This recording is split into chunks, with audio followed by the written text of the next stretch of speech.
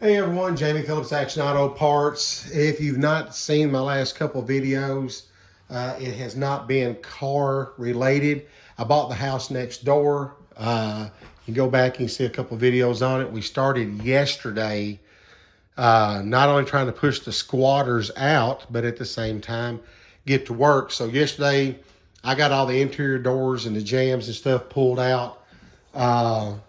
And we got the kitchen cabinets pulled out. Today, I got here this morning, and there's water issue here because the window sills are rotted out. There's a little bit of termite damage. So I tore the majority of that wall and that wall of drywall off. My helpers finished it up, and bless their heart, the girls keeps having to sweep the floors, but I like to try to keep a job site kind of organized. So I got in this room. We tore the old baseboard heaters out. This wall, when I was taking the trim up, was wet. So I tore that off. Then the bathroom, it had been a hodgepodge of through the years. They changed some stuff around, and so I'm just gutting it completely. We're tearing the drywall off the ceiling.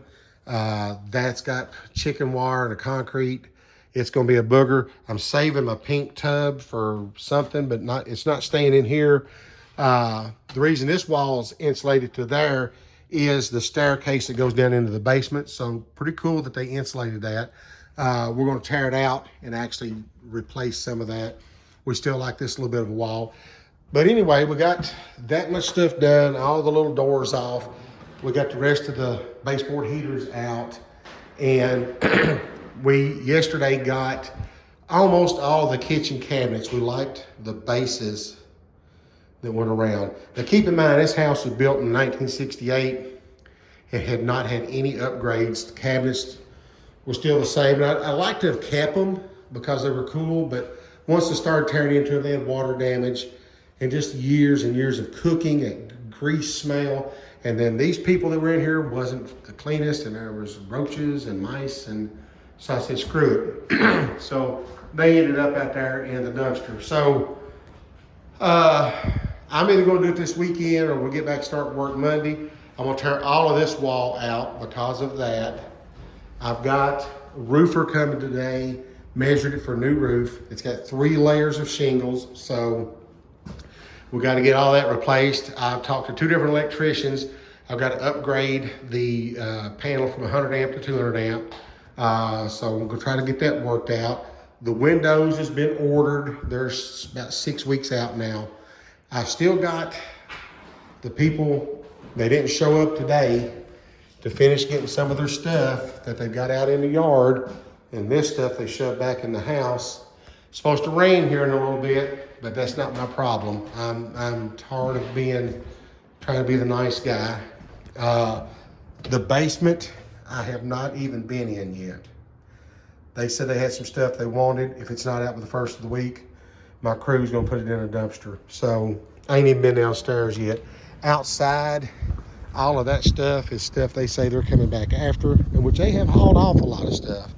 I will give them credit for that, but my God, they got a lot of stuff here that's not being taken care of. But you can see here why I got water on the inside. That's rotted out. Water's just going in behind it. But I got new windows coming. I'm actually putting new windows that'll match the upper windows. There'll be sliders on those bottom part.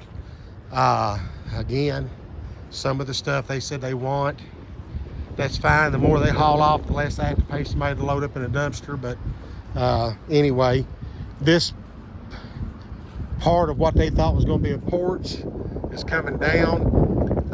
Once I get new roof, new windows, new doors, I'm going to paint the brick, paint the foundation, black gutters, and I'm going to put about an 8 foot, starting about a foot this side of the door, about an 8 foot deck all the way down to the end of the house.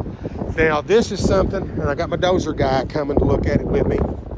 This house never had originally an exterior entry exit, and they got in here and dug this out and put one in.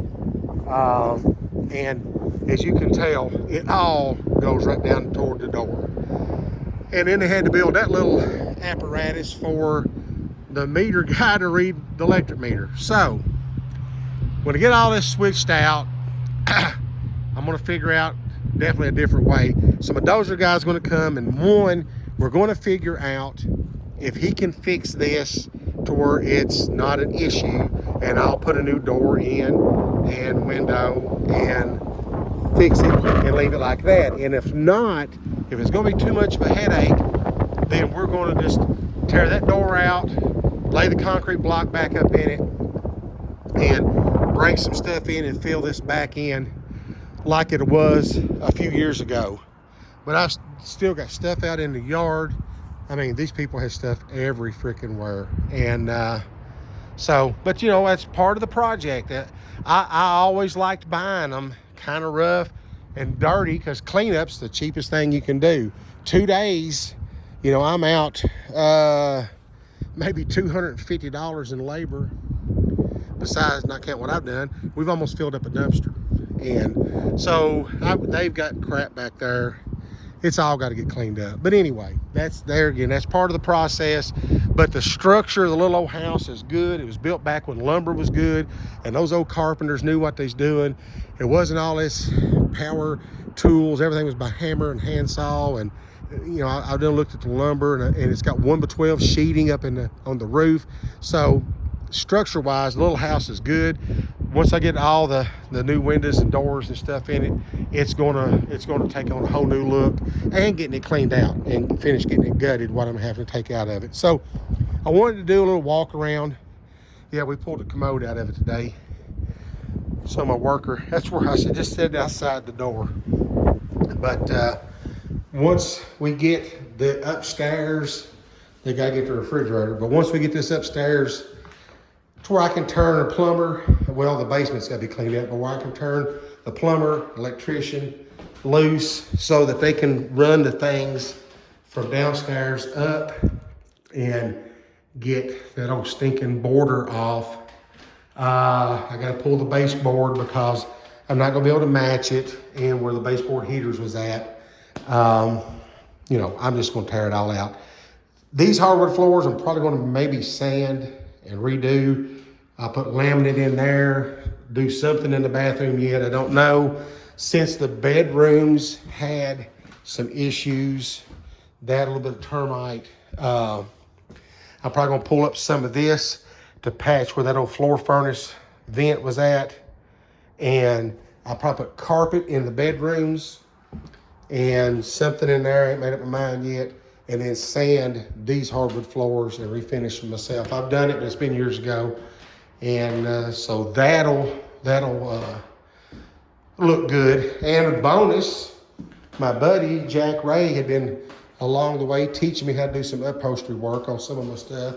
And so this was in here, the lady that passed, that was a real sweetheart, her and her husband, they wouldn't have left a place like this. Anyway, long story on that. But this was in here, and I kind of said, I'm keeping that. So get my new garage built. I'm gonna set me up a little spot in the corner, get out there and play around with it.